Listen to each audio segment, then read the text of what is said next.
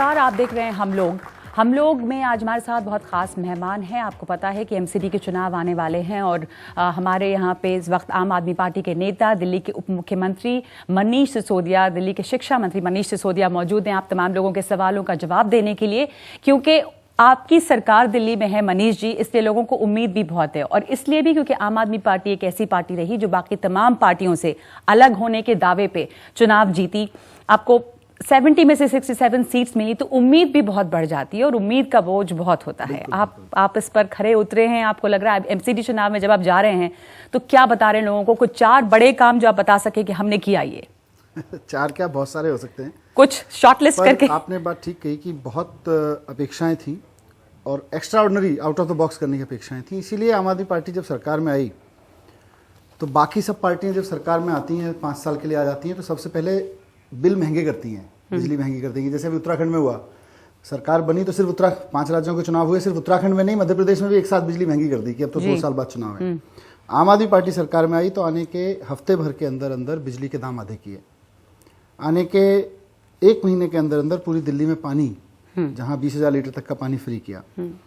लेकिन ये कोई एक्स्ट्रा ऑर्डिनरी काम नहीं है, मैं नहीं मानता, क्योंकि ये बहुत बेसिक फैसिलिटीज के काम है जी। बेसिक काम जिसका मैं क्रेडिट लेना चाहूंगा कि देश में कोई नहीं कर रहा है, वो है एजुकेशन का जी। आज देश में दिल्ली की सरकार, आम आदमी पार्टी की सरकार एकमात्र ऐसी सरकार है जो अपने पूरे बजट का 1/4 25% एजुकेशन पे खर्च कर रही है। पर शिक्षा में जो आपने काम किया है उसमें से क्या बदलाव आपने देखा? अगर हम शिक्षा में, मतलब आप जब लोगों के सामने जाते हैं तो आप क्या बताएंगे कि आपने बहुत सारे नए क्लासरूम्स बनाए, आपने सरकारी स्कूलों में पेरेंट टीचर्स मीटिंग शुरू की, क्या क्या इनिशिएटिव्स लिए? आपने 4 की सीलिंग लगा दी थी इसलिए, वरना एजुकेशन में 40 हो जाएंगे, इसलिए मैंने टच नहीं। 4 की सीलिंग इसलिए लगाई थी मैंने कि जैसे आप कहते हैं बिजली, शिक्षा, पानी, आप कहते हैं क्योंकि केजरीवाल साहब ने भी 2 दिन पहले इंटरव्यू दिया, उन्होंने कहा कि भाई हमने पानी माफिया, टैंकर माफिया पे काम किया, बिजली माफिया पे काम किया, तो गली गली आपने टैंकर पहुंचाए, शिक्षा में काम किया और शिक्षा में आपने काफी काम किया है। सबसे बड़ा काम यह है कि अभी तक प्राइवेट स्कूल पूरे देश में उपेक्षित हैं। आज हम मतलब कभी कल्पना नहीं कर सकते, प्राइवेट स्कूल्स या गवर्नमेंट स्कूल पूरे देश में उपेक्षित हैं, और कल्पना नहीं कर सकते कि किसी सरकारी स्कूल में कोई स्विमिंग पूल भी बनवाने की बात करें जी। मैं सब में नहीं कह रहा, लेकिन हमने सरकारी स्कूलों में स्विमिंग पूल तक बनवाने शुरू किए हैं, उनकी बिल्डिंग्स को ऐसा लुक देना शुरू किया ताकि वहां पढ़ने वाले बच्चे के अंदर इंफीरियरिटी कॉम्प्लेक्स ना रहे। उसको ये ना रहे कि मेरे पड़ोस में जो अमीर लोग रहते हैं, अमीर परिवार रहता है, उसके बच्चे को तो सौभाग्यशाली है क्योंकि उसको प्राइवेट स्कूल में एडमिशन मिल गया, मैं दुर्भाग्यशाली हूं क्योंकि मुझे एक टूटे फूटे से स्कूल में पढ़ना पड़ रहा है। उससे क्या ये मानसिकता बदली है कि हम प्राइवेट स्कूल में नहीं जाके दिल्ली स्कूल, क्योंकि अभी भी वो है कि आप कॉन्वेंट में पढ़ेंगे या प्राइवेट स्कूल में जाएंगे। बहुत पेरेंट्स हैं इस साल जो प्राइवेट स्कूल से अपने अपने बच्चों को निकाल के गवर्नमेंट स्कूल में ला रहे हैं। दिल्ली सरकार ने सरकारी जमीनों पे बने हुए स्कूलों को पिछले 2 साल से फीस नहीं बढ़ाने दी। पहला नहीं तो हर साल 10% बढ़ जाती थी, इस 2 साल से फीस नहीं बढ़ाने दी, और जिन्होंने बढ़ा भी दी थी, सर्कुलर जारी किया, उनको फीस वापस कराई है। हर जगह आंदोलन होते हैं, हर जगह आप लोग पूरा प्रोग्राम चला रहे हैं उस पे एनडीटीवी पे। दिल्ली देश का एकमात्र ऐसा राज्य है जहां प्राइवेट स्कूलों से बढ़ी हुई फीस वापस दिलवाई गई है पेरेंट्स। तो ये ऐसी चीजें हैं जिसमें हम ईमानदारी से काम कर रहे हैं। दूसरी चीज, थोड़ा सा फाइनेंशियल इकोनॉमिक्स को भी देखने की जरूरत है।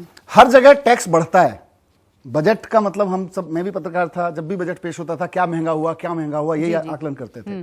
3 बजट पेश किए हैं मैंने, एक भी बजट में टैक्स बढ़ाया नहीं है, बल्कि 40 चीजों पे पिछले 2 साल में टैक्स घटाया है। उसके बावजूद, टैक्स घटाने के बावजूद, जब हम सरकार में आए थे तो 32,000 करोड़ के बजट पे थे, कलेक्शन होता था, 32,000 करोड़ रुपए इकट्ठा होता था, जिस फाइनेंशियल ईयर में हमने फरवरी में सरकार ज्वाइन की थी।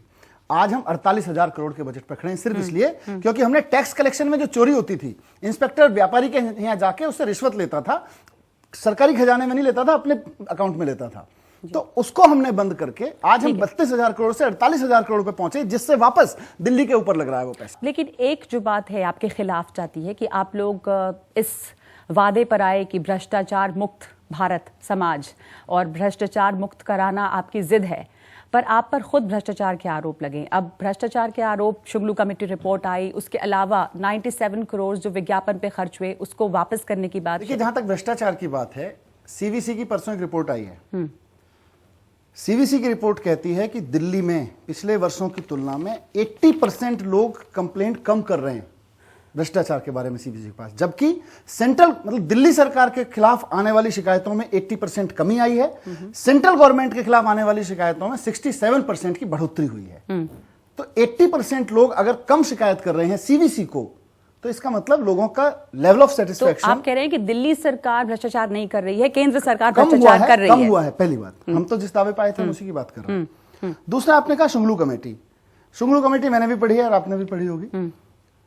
टॉप टू बॉटम, पहले शब्द से लेकर आखिरी शब्द तक 1 रुपए के भ्रष्टाचार का बता दो उसमें कि 1 रुपए के भ्रष्टाचार का आरोप हो। उसमें जो आरोप है शुंगलू कमेटी में वो है, ये आपको फाइल एजी के पास भेजनी नहीं थी, प्रोसीजर गलती है। हाँ है, क्योंकि हमारा झगड़ा इस बात से, हम मानते हैं कि चुनी हुई सरकार को पुलिस, लैंड, संविधान के हिसाब से police, land and public order, in 3 subject को छोड़ के कोई फाइल एलजी के पास भेजने की जरूरत नहीं है। उसके लिए हम सुप्रीम कोर्ट में गए हुए जी। वो करप्शन नहीं है, प्रोसीजरल प्रॉब्लम है, उसमें इशू है, प्रोसीजरल इशू है। अच्छा। तीसरा, आपने कहा 97 करोड़, ये एक कमेटी बनाई।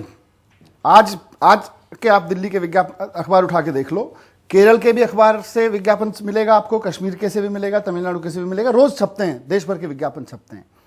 राज्य सरकारें अपने काम को बताने के लिए, ताकि लोगों का कॉन्फिडेंस बढ़े, विदेशों में जा जाके समिट करती हैं।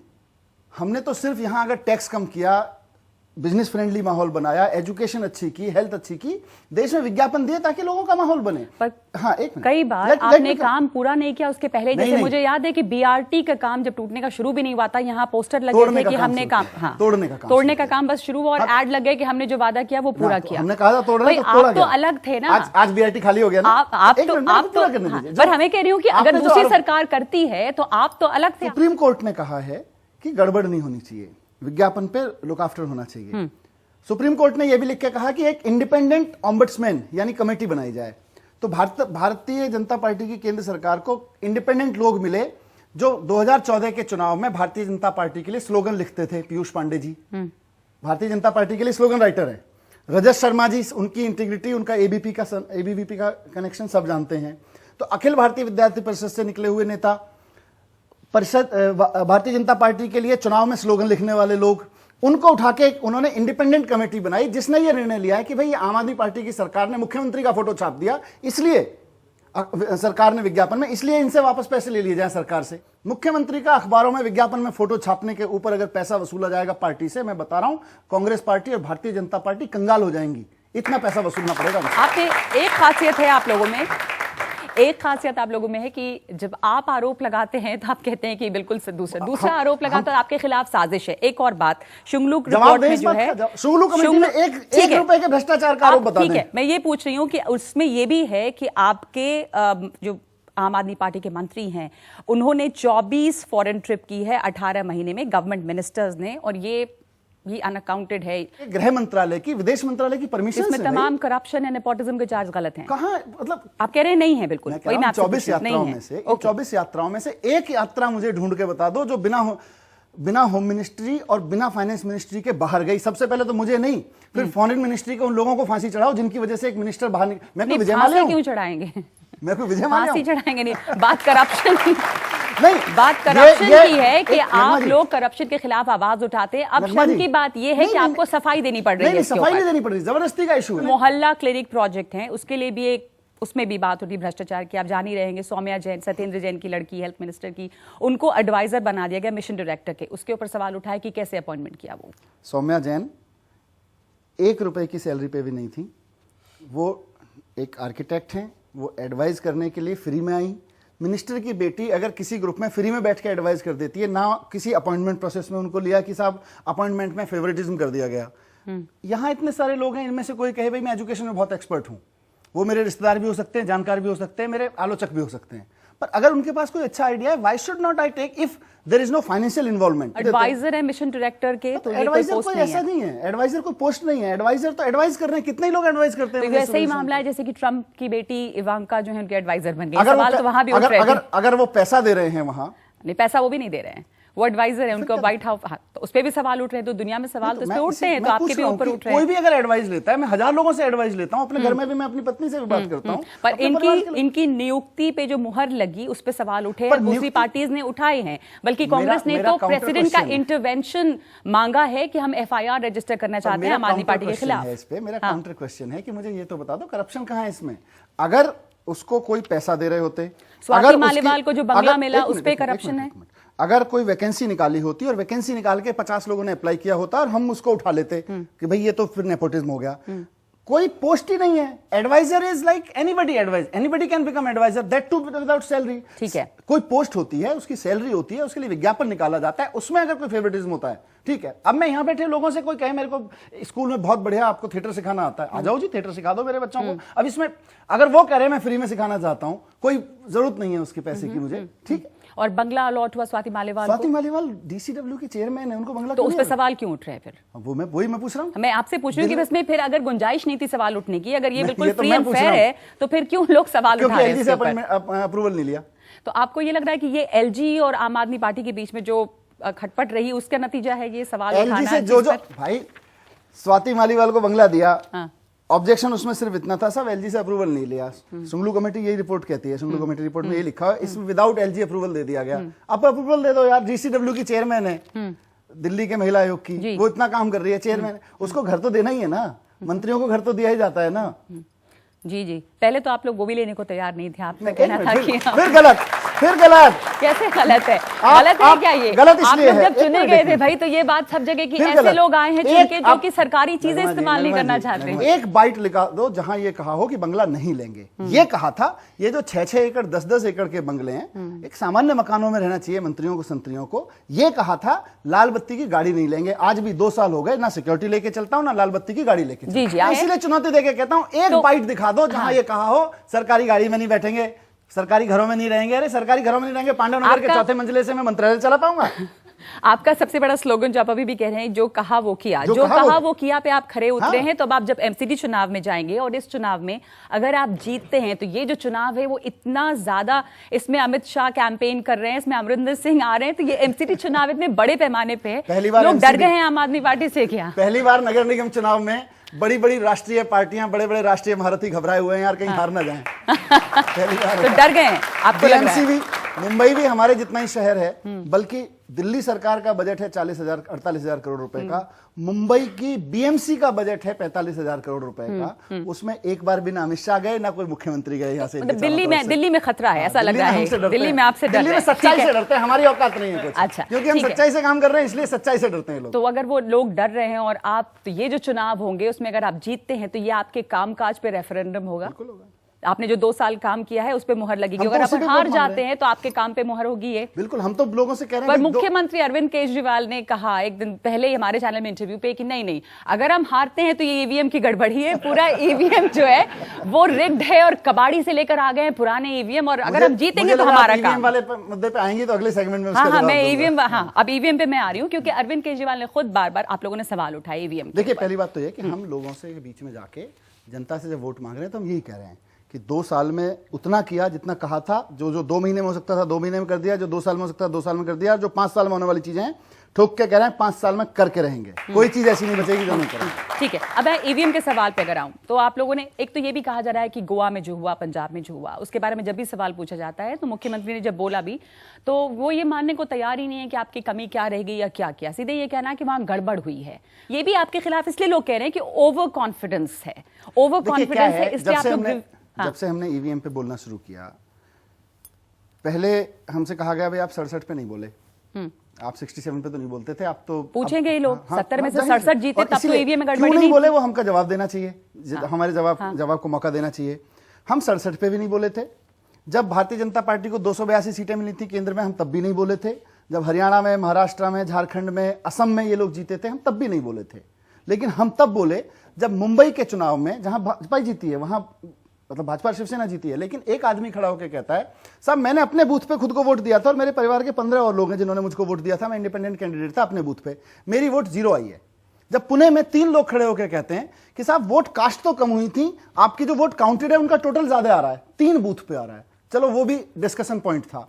लेकिन हम तब बोले जब भिंड में एक मशीन पकड़ी गई और उसमें सबसे ज्यादा कहीं भी बटन दबाओ भाजपा का चुनाव चिन्ह निकल रहा है। तो आप कह रहे हैं कि मशीन रिग हो गई है ना? मशीन तो ये अरविंद केजरीवाल ने तो ये भी बोल दिया कि वो 10 तरीका बता देंगे कि मशीन कैसे टैंपर की जाती है। इस बात को पूरा करने के लिए हम तब बोले जब धौलपुर में एक मशीन चुनाव के दौरान ऐसी पकड़ी गई, और जब हमने चुनाव आयोग को कहा तो चुनाव आयोग ने कहा नहीं, ईवीएम पवित्र है, इसके बारे में मत बोलिए, इसको तो अगरबत्ती का धुआं दिखा के हमने पवित्र कर रखा है। मतलब ऐसा बना रखा है, ऐसे होती है ईवीएम। ईवीएम साइंटिफिक मशीन है, आप साइंस की भाषा में बात नहीं, पर इलेक्शन कमीशन ने ये कहा कि उन्होंने जांच करवाया और ईवीएम में गड़बड़ी नहीं थी। स्नैक क्या था वो तो बताओ। आप कह रहे हैं कि उन्होंने बताया नहीं स्नैक, लेकिन मैं ये सिर्फ कह रही हूँ कि उन्होंने ये बताया कि हमने उसको जांच करवाई। उनका कहना है कि ईवीएम की मशीन में गड़बड़ी नहीं थी। ईवीएम तो की मशीन आप में गड़बड़ी नहीं थी, इलेक्शन कमीशन, तो ये मैं पूछ सकती हूँ कि आप इलेक्शन कमीशन पे की इंटेग्रिटी या उनकी निष्पक्षता पे सवाल उठा रहे हैं। और मैंने अरविंद केजरीवाल को ये बोलते सुना कि जब मशीन तो सोर्स पर से टैंपर होके आ रही है, तो अगर जापान की कंपनी बना रही है तो वहीं से उसको ऐसे प्रोग्राम कर दिया जा रहा है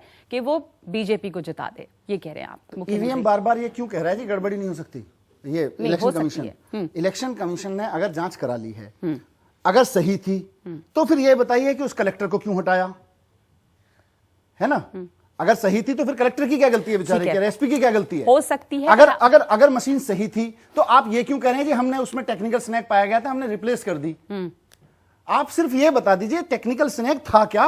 ठीक है, अब मैं ये साइंस की भाषा में उसको प्रोग्रामिंग कहते हैं। स्नैक हो सकता है, गड़बड़ हो सकती है। और बट मैं ये पूछ रही हूँ कि अगर आप जीतते हैं दिल्ली में तो जापान से मशीन टैंपर नहीं हो रही होगी, अगर आप हारते हैं तो मशीन में टैंपरिंग है, तब भी हो रही हो। नहीं तो आप कहेंगे क्या? सवाल उठाएंगे? मैं तो कहूंगा अगर किसी ने कंप्लेन किया, पर मुख्यमंत्री ये नहीं मान रहे। मुख्यमंत्री ने तो ये बार बार कहा कि नहीं, अगर हम हारते हैं तो इसका मतलब हम हार ही नहीं सकते, मशीन जो है वो गड़बड़ है। हम हारते हैं हम तब भी कहेंगे, हम जीतते हैं हम तब भी कहेंगे जांच कराओ। अगर कोई कंप्लेन करता है हाँ, बिल्कुल, व्हाई नॉट? तो अगर आप जीतते हैं, डेमोक्रेसी में सिर्फ जीतने वाले की नहीं चलनी चाहिए, डेमोक्रेसी में सबकी चलनी चाहिए। तो जीतेंगे अगर आप, तो आपके काम पे ये मुहर होगी, और हारेंगे तो भी काम पे मुहर होगी, ये भी आप मान रहे हैं? अगर ईवीएम में गड़बड़ नहीं हुई तो अब ईवीएम पे आप बात करें, बोले ईवीएम को छोड़ देंगे, ईवीएम में तो गड़बड़ हो रही है। आप लोग लगातार, पर आपको लग रहा है कि आप मशीन की गड़बड़ी की बात उठा के चुनाव जीत सकते हैं, कंप्लेन करके कि भाई मेरे खिलाफ साजिश है। लोगों को एक ये भी परेशानी होती है कि आम आदमी पार्टी जो है वो एक तरह से सिनोनिमस हो गई है कि कुछ भी हो लोग मेरे खिलाफ साजिश करें। ऐसा क्यों आप लोगों को लगता है कि सारी पार्टियां हम विदेश यात्रा पे जाते हैं, हम विदेश यात्रा पे जाते हैं, भारत सरकार के दो विभागों से परमिशन लेके जाते हैं और भारत सरकार के कुछ लोग खड़े होकर कहते हैं करप्शन है। फिर बताओ साजिश है कि नहीं है? आपके ही खिलाफ साजिश है कि नहीं? कांग्रेस और बीजेपी दोनों मिलकर आपके खिलाफ साजिश में लगी हुई हैं। देखिए क्या है, मैं प्राइवेट एजुकेशन माफिया, जो अरविंद जी ने बात कही, एजुकेशन माफिया से हम टक्कर ले रहे हैं, हम बिजली माफिया से टक्कर ले रहे हैं। बिजली माफिया का मोडस ऑपरेंडी मैं बता देता हूं आपको। बिजली माफिया का मोडस ऑपरेंडी ये था कि पैसा इकट्ठा करके नेताओं को रिश्वत दो और जनता के बिल बढ़ाओ। स्कूल माफिया का मोडस ऑपरेंडी ये है कि पैसा इकट्ठा करके नेताओं को रिश्वत दो, फीस बढ़ाओ, एडमिशन चार्जेस बढ़ाओ। ये मोडस ऑपरेंडी है माफिया का। पानी महंगा कर दो, टैंकर माफिया को महंगा, टैंकर वाले रिश्वत दें और टैंकर की कीमत बढ़ाते चले जाएं और पाइपलाइन ना बिछाने दें। ये टैंकर माफिया, हम इससे लड़ रहे हैं। किन माफिया से लड़ रहे हैं आप लोग? टैंकर माफिया, बिजली माफिया, एजुकेशन माफिया है, प्रिंटर्स का माफिया है, मिड डे मील का माफिया है, इवन जो आंगनवाड़ी को खाना सप्लाई करते हैं। मैं आपको ऑन रिकॉर्ड बताता हूं, 2007 से जी आंगनवाड़ियों को जो फीड जाता है ना, खाना जाता है, उनका कॉन्ट्रैक्ट रिन्यू नहीं होने दिया माफिया ने। यहाँ पे मैं कह रहा हूँ हम खाएंगे नहीं, तुमको लूटने नहीं देंगे, तुमको फीस नहीं बढ़ाने देंगे, तुमको ये सब नहीं करने देंगे। पर ये तो, इसलिए हमसे डर रहे हैं। मोदी जी का नारा, ना खाएंगे ना खाने देंगे, आप इसको हाईजैक नहीं। नारा तो झाड़ू भी उन्हीं का था, नारा तो स्वच्छ भारत अभियान भी उन्हीं का था। जी। लेकिन 3 साल हो गए दिल्ली में भारतीय जनता पार्टी को, केंद्र में मोदी जी को कहते कहते दिल्ली वालों, नगर निगम वालों साफ कर लो, नगर निगम वालों साफ कर लो। नगर निगम के नेता ने कूड़ा खुद डाला और साफ करके फोटो खिंचा के निकल लिया। तो अगर सफाई कर्मचारियों की तनख्वाह टाइम पे दे देते, उनको बेचारों को थोड़ी सी मशीन ठीक से दे देते, उनके ऊपर उनको थोड़ा सा फैसिलिटीज, कैप वैप, जो ग्लव्स वगैरह होते हैं वो दे देते, तो सफाई हो जाती। इसलिए अरविंद केजरीवाल ने कहा भी कि अगर आप बीजेपी को एमसीडी चुनाव में वोट देंगे तो मतलब कि कूड़े के ढेर को आप वोट दे रहे हैं, वो वही वहां पे हालत रहेगी। तो आप ब्रेक लूंगी मैं, इसके पहले आपसे एक सवाल और, कि बीजेपी एमसीडी में है इतने सालों से, दिल्ली में 10 सालों में, आपने कहा कि उन्होंने कोई काम नहीं किया है। क्या आपको लग रहा है क्या गड़बड़ किया है उन्होंने जिस वजह से बीजेपी को यहाँ वोट नहीं देना चाहिए लोगों को? क्या गलत? बीजेपी ने एक गड़बड़ की हो तो बताऊं? सब गड़बड़ी है।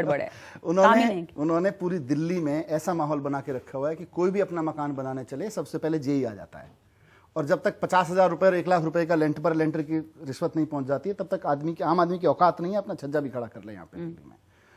पार्किंग माफिया है पूरी दिल्ली में। ये सारे लोग बैठे हैं, आपका टीवी पे प्रोग्राम देख रहे हैं, दिल्ली के बहुत सारे लोग, सुबह से शाम तक दिल्ली में अगर 10 जगह जाए तो 100-150 रुपए आराम से पार्किंग पे खर्च हो जाता है। वो पैसा कायदे में, उस पैसे का बड़ा हिस्सा कायदे में नगर निगम की किटी में जाना चाहिए था टैक्स के रूप में, लेकिन वो जा रहा है भारतीय जनता पार्टी के नेताओं की पार्किंग कंपनियों को। और वो पार्किंग कंपनियां जो भारतीय जनता पार्टी के नेताओं के परिवारों ने, उनके बच्चों ने बना रखी हैं, एक एक परिवार की ऐसी कंपनियां हैं, एक ठेका लिया डिफॉल्ट हो गई कंपनियां, उसने पैसा नहीं दिया ठीक से, वापस उसी कंपनी, उसी परिवार की दूसरी कंपनी को वापस ठेका दे दिया गया पार्किंग का, वहीं उसी पार्किंग का। तो ये जो पार्किंग से नगर निगम की आय बढ़नी थी, एडवर्टीजमेंट के ठेके, सारी दिल्ली में देखो चारों तरफ बड़ी बड़ी कंपनियों के विज्ञापन, पार्टियों के विज्ञापन लगे रहते हैं। उनसे अगर एडवर्टीजमेंट टैक्स और फीस ईमानदारी से आ जाए, नगर निगम में हाउस टैक्स देने की जरूरत नहीं पड़ेगी। नगर निगम में उन्होंने ना सफाई की, सफाई कर्मचारियों का पैसा खा गए, बिल्डिंग प्लान सारे फ्लॉप हैं उनके, रिश्वत देके बिल्डिंग प्लान बनाने पड़ते हैं लोगों को, पार्किंग माफिया, एडवर्टीजमेंट माफिया से जो टैक्स आना चाहिए था उसको बेच के खा गए लोग। ठीक है, और आपने कुछ गलत किया है दिल्ली में, कुछ गड़बड़ या क्या? बहुत हमारी गलती है कि हमने सरकारी स्कूल ठीक कराए हैं, हमारी गलती है कि हमने लोगों की फीस कम कराई है, हमारी गलती है कि हमने बिजली आधे दाम पे कर रखी है, हमारी गलती है कि हमने पानी 309 कॉलोनियों में पानी बहुत सारे लोगों को ये भी लगता है कि दिल्ली के मुख्यमंत्री दिल्ली के रहे ही नहीं, उनका ध्यान हमेशा कहीं और रहा, वो यहाँ पर ध्यान ही नहीं दे रहे, ये भी लोगों को लगा है। बिना ध्यान के दिल्ली का बजट 32,000 करोड़ से बढ़ के 48,000 करोड़। एक ब्रेक ले लें, बिना ध्यान के स्कूल इतने ठीक हो गए। अच्छा, नहीं आप ध्यान दे रहे थे स्कूलों पे। मैं एक ब्रेक लूंगी मनीष यहाँ पर, मुख्यमंत्री मेरे ऊपर ध्यान दे रहे थे। एक ब्रेक लूंगी यहाँ पर और उसके बाद लौटूंगी, और फिर जो जनता यहाँ पे बैठी है वो आपसे सवाल जवाब करेगी। एक ब्रेक के बाद लौटते हैं हम लोग में।